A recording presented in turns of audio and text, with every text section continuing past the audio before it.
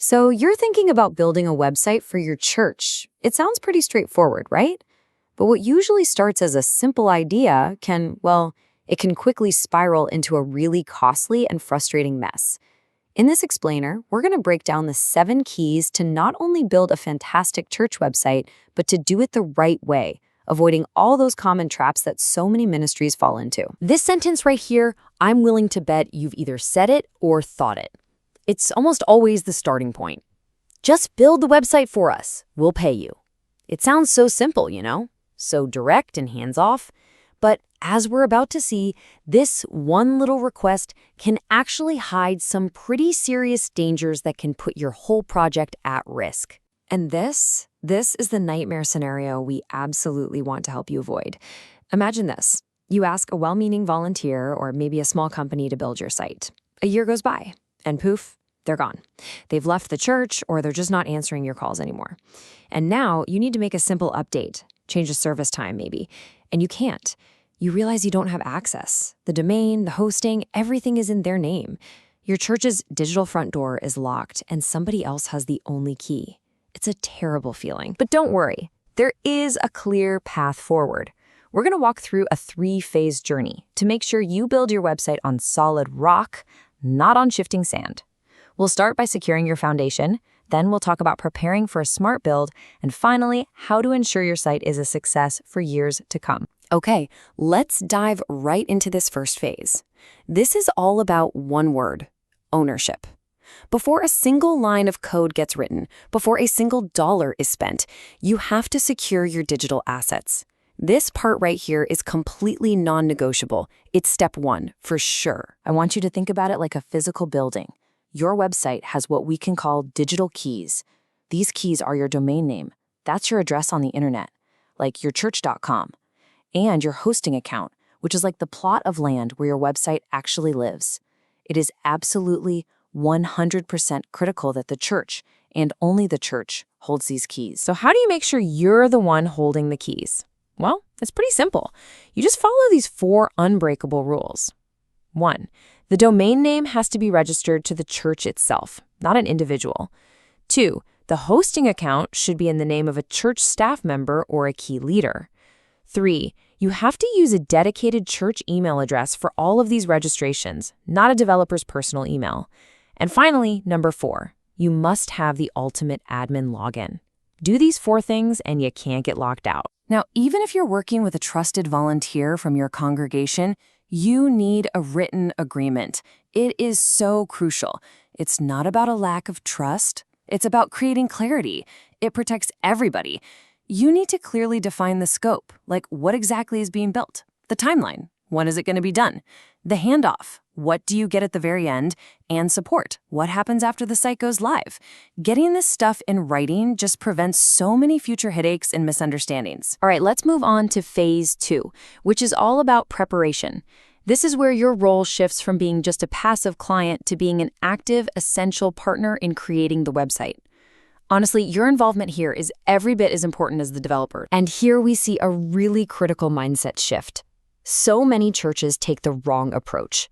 They say, hey, just build us an empty house and we'll furnish it later. But that's completely backward. The content, your words, your photos, your information, that's what determines the structure of the house. A website without content? It's just an empty, useless shell. Which brings us to a huge action step. You have to prepare your content before the build begins. And I'm not just talking about text. I mean everything. Your church's vision statement, pastor bios, high-res photos, all your service times, location details, a high-quality logo, everything. Having all this stuff ready to go on day 1 is a total game changer. And here's the stark warning. This is why it's so important. If you don't get your content ready ahead of time, you can expect the project timeline to double or even triple. Seriously, the single biggest reason web projects get delayed is waiting around for the client to provide the content. Don't let that be you. It's also really important to be realistic about features. Don't try to build the digital equivalent of a cathedral on day 1. Start with the absolute essentials: who you are, when you meet, and where people can find your sermons. Then, maybe in a second phase, add some convenience features like streaming or online giving. And way down the road, you can add advanced stuff. This phased approach saves money and a whole lot of stress up front. And that brings us to our final phase, making sure this thing succeeds in the long run. It's so important to think beyond the launch date. A website isn't a project you finish, it's a living, breathing tool for your ministry, and it needs ongoing care and attention to stay healthy. For your site to stay fresh and relevant, you need to designate an internal website manager. Now, this doesn't have to be some technical genius. It just needs to be a reliable person, someone with basic computer skills who can set aside regular time each week to update news, post sermons, add photos, and just check that everything's working. The most important skill? Just being willing to learn. And please, please don't forget your legal duties. A church website isn't exempt from privacy laws. You need a clear privacy policy. You have to get consent before you post photos, especially of kids, and you must protect your members' private data. This also means getting the basics right on security, like having an SSL certificate and making sure the site is backed up regularly. Now, if you're hiring a professional, picking the right partner is everything. Look at their portfolio. Do they have other church websites you can look at? Are those sites actually live and working well? Check out their communication style. Are they responsive? And maybe most importantly, find someone who feels like a partner in your mission, not just someone who's after your money. Trust is everything here. And on the flip side, you have to be on the lookout for red flags. If a price seems way too good to be true, it probably is. Be really wary of anyone who doesn't want to sign a contract. And here's the big one. If they insist on managing the domain and hosting for you, run. That is a direct path right back to that nightmare scenario we talked about at the very beginning. So let's just put it all together. Before you start, before you even think about starting, run through this final pre-launch checklist. Is your ownership plan set? Is your agreement ready? Have you collected all your content?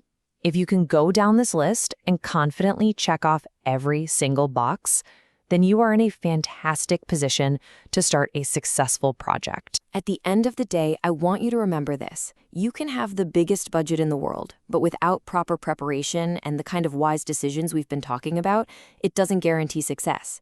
Your own readiness, your own preparation, that is the single most important factor. So, with these keys in your hand, you're now equipped to move forward with real confidence. The question isn't just if you'll build a website, but how you'll build it the right way. So ask yourself, is your ministry really ready to build its digital home?